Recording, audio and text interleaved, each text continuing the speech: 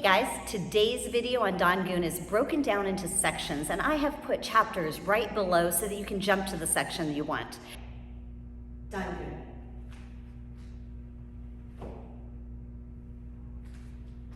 Double knife hand block. Forward stance punch.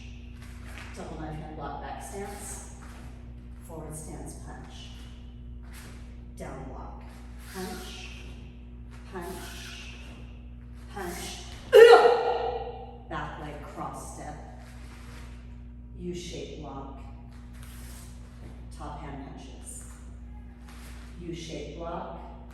Top hand punches. Down block. Down block. High block. High block. High block. Back leg cross step. Back stance. Punch. Back stance. Punch. Uro. We're going to break basics down into two sections. First will be footwork, second will be handwork. Here we go. Starting with chariot, which is attention. Feet together, hands to your side. Your left leg steps. I'm going to mirror you and step with my right leg so you can look into the camera and mirror me. Step out, bring your hands up. Down to your waist, snap them out. Chariot, step out, breathe in, chunbi. All right, let's talk about how to get into the back stance. One foot will be facing this way, the other foot will be facing this way. It actually creates the letter L. Step out 1.5 shoulder width, 80% of your weight on your back, 20% of your weight on your front leg. Bend your knees, point your toe. Bend your knees, point your toe. 1, 2, 3, 4. Super easy. Back stance. A back stance to a forward stance. So a back stance is the letter L. Boom. Your feet, your heels line up. A forward stance, you're going to be shoulder width. So you're going to step out as wide as your shoulders. This is a drill I always make students practice in class. Bend your knees, point your toe. Slide in and out. You can step straight out into that position once you get used to it. Bend your knees, point your toe. Make sure your heels line up. See that adjustment? I'm going to line my heels up on the line. Bend your knees, point your toe. Slide in and out. Other side. Bend your knees, point your toe.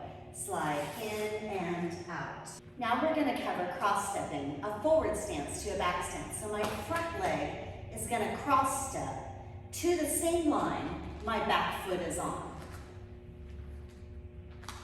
Pivot, lean on that back leg. Let's do that again. So right now my feet are shoulder width. Front leg, cross step behind. You have to bend your knees here, otherwise you'll lose your balance. Notice it's just the ball of my foot down on the ground. Pivot, shift my weight to the back. Now I'm in a back stance. 2 times in the form, you're going to use your back leg to do your cross step. This is what it looks like from the side. I'm going to take my back leg, cross over to the same line my front leg is on, bend my knees through the middle, and shift my weight backwards to the back stance. Forward stance, slide over to the same line, center my weight, shift back. Centering your weight is important because in real self-defense situations, you don't want to have off-balance points as you're moving from one stance to another stance.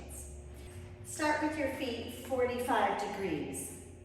Step out across the mat. So let's say I'm on the square. Can you see the square on the mat? I'm going to go to the corner of that square and bend my knees. I'm going to draw a diagonal line across that square with my foot. Center through a box stance. Finish shifting to a forward stance. This teaches you to use your hips for power in a very large motion, which we're going to bring it down smaller later. Double knife hands. There's more than one way to do double knife hands. One is more of a competition way for nice straight lines, And that's great, but I also like to teach students the practical application of knife hands, which is executed a little bit differently. So let's take a look at the first way we teach knife hands. So bring your hands up, bouncing a basketball, holding a baby.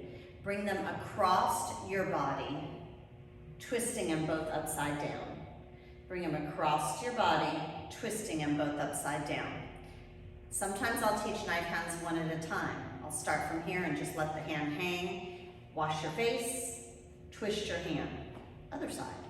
Wash your face, twist your hand.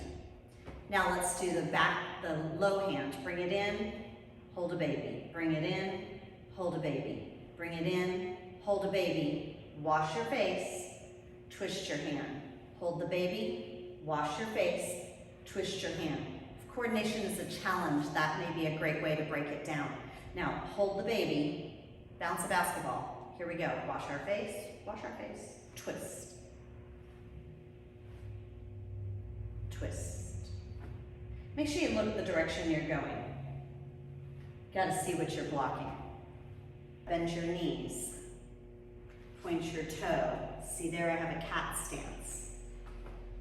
Back stance. Bend your knees, point your toe, back stance. Now you can skip the cat stance once you get used to turning your foot and just go straight out into it. So you bend, get your hands up and ready. Step, make sure you didn't do this. Keep your weight back. Bend your knees, step, bend, step, bend, step. Here's what most students will do. It teaches you to keep your weight shifted back. So when I do this, I'm gonna step forward, but put my weight on the other leg and lean back and barely step out. Shift my weight to this leg, stepping out, keep that weight there. Check your knee and make sure it's over your toes. This is collapsed, this is overextended, this is correct. Make sure your fists are all the way closed and your thumbs are on the outside. Up, high block, other hand pulls to your waist. This high block would not be as effective as the one on a 45-degree angle. If you think about it and it snows outside and you have a flat roof, the weight of that snow will make it collapse. But if you have a roof that's an A-frame, that snow will slide off, it will distribute the weight better, it holds more strength. Same thing with your high block. If it's at an angle, it holds a little bit more strength the way your bones and muscles support it. Cross, high block, loose, twist, and tighten, and pull. Use your shoulder blades. No shoulder blades. Engage shoulder blades. 1, 2, 3. Now, add a forward stance to it. 1, 2, 45 degrees. 1, 2. Checking and punching. So put one hand down in your punch. Make sure it's not over here on the shoulder. Make sure it's coming to the center. And then you're gonna bend your hand. That's a check. That is a block there in case. You don't want to punch from here to here because you're wide open and that just leaves a lot of room for error. You're gonna bring the other arm across. It's called a check. And then punch. Check, punch. Did you turn both your hands? Check, twist, upside down, twist coming out. Those will happen at the same time. Check, punch, check, punch, check, punch. Let's do check, punch with traveling. We're gonna work on a lead hand because this particular form does check, punch from a lead hand. That's the same hand and the same leg out in front.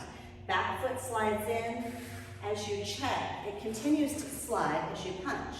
Back foot slides in as you check. It continues to slide as you punch. U-shaped block is a combination of a high block and an outside middle block with a lean to it. You're gonna engage your oblique muscles. This can be used as a block or breakaway going into some self-defense techniques. So you're gonna cross your hands and block. High block, outside block. Drill them individually. 1, 2, 1, 2. Put them together. lean. First section of Dangun, Taekwondo.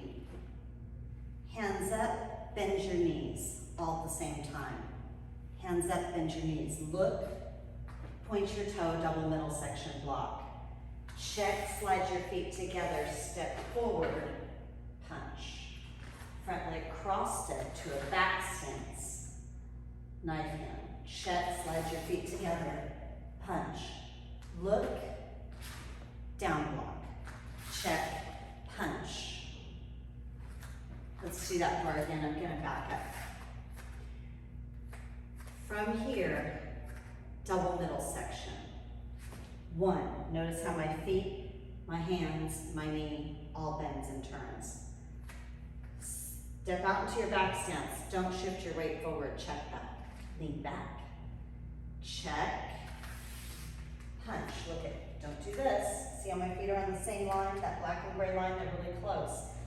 If my foot is on this line of the mat, my other foot's gonna step up there to that line of the mat. That's about 2 feet. Now, if you're a little kid, it might be smaller. You look at how wide your shoulders are, right? My shoulders are about this wide. Boom. Front leg step behind you, double middle section block. Step forward to the line. Down block. Did you step here? Or did you step here? Check, punch. Did you step here or here? Check, punch. Check. The second section of this form has a back leg cross step. So up till now, all the forms you've done front leg cross steps is the first time. Remember, after the first kiap and the second kiap, you cross step with your back leg, not your front leg. So you just finished down block, punch, punch, punch, and you're right here. Your back leg is gonna cross step all the way up, even with your front leg. So see, I intentionally put my foot on the line so that you can see. My foot's on this line, I'm gonna cross step up to the same line, unlike if I was gonna do a forward stance, I would cross step over to here. Back stance, your feet are in line when you cross step. Let's do that again. So I'm here with my punch. I just yell, back leg, cross step, cross your hands. Now let's put all that together at the same time. Back leg, cross step, cross your hands. Don't forget to bend your knees for balance. Turn, now my weight is centered so I don't lose balance. Shift backwards, point the toe all the way straight. That's your double middle section block. Now the top hand is gonna pull to your belt. The bottom hand is gonna check, and then you'll punch. That front leg, again, we're gonna go to a back stance. So I'm gonna cross step to the same line. Cross your hands, bend your knees. Center your weight up so you don't lose balance. Shift and point the toe. That top hand will come to my waist. The other hand will check. That hand on my waist punches. Let's do that little section one more time. So I just finished my last punch. Here we go. Back leg is gonna cross step. Boom. Center your weight. Shift it backwards. Top hand comes down to the belt. That's your punching hand. Punch. Front leg cross step. Double middle section block. Top hand comes down to your belt. That's your punching hand. Punch. Now to the back, we're gonna do a down block. Check, double middle section block, shift to down block. Let's look at that from the front view. Double middle section block, down block. Go to a box stance, shift your weight, and then back to your high block. So here it is, your down block. If I just use my arm, boom, it has a certain amount of energy, but if I use my hips, it has more energy. Avoid and high block. Step together, step out. This is me keeping my head out of the game. High block. Some schools teach you to come straight into it. It's not wrong, just a different method. Boom. Your school may teach a straight step. Boom. Boom. That looks nice in competition forms. Shifting, a little more practical. There's some hidden techniques in there. Down, shift, high, shift, high, shift, high, shift, high break. If you don't know how to shift, go back to the basics unit. It's in there. Now, the very last section of the form is going to be your chop punch. So let's go through that. One hand up, the other hand down. This hand is open, right? I have my left hand up. I always teach left side first because that's the way forms start, is to the left first. Now I'm going to chop and pull. Up, chop and pull. Step out, chop and pull. Step forward, punch. The hand that's out pops open. That's the hand that crosses my heart. Chop, pull. Step forward, punch.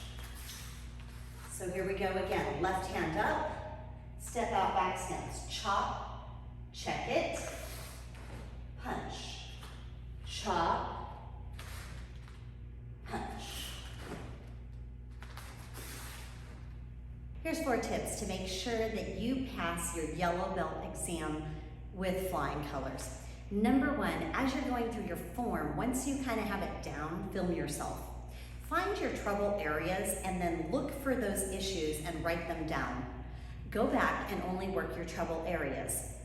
Work your stances separate from your handwork. So if you're having an issue stepping in from one stance to another stance correctly, work that by itself. And then go back and maybe your checks and your punches are crooked or coming out funny like this. Then work that separately. Then put them back together. The last thing you want to do is work on really memorizing that. And when you do a memorization, don't work through your trouble areas. So let's say you do move 1, 2, and on move 3, you make a little bobble. Start back at move 1 until you can work through all the moves without any bobbles. I guarantee if you work through it this way, you will have done it so many times that you're going to feel so confident there's no way you're going to end up turning the wrong direction because you've had to work through every one of those errors. The biggest thing I see students do is they work right through mistakes. They know they made a mistake and they just keep going. So anyway, have a great time training and good luck on your yellow belt promotion.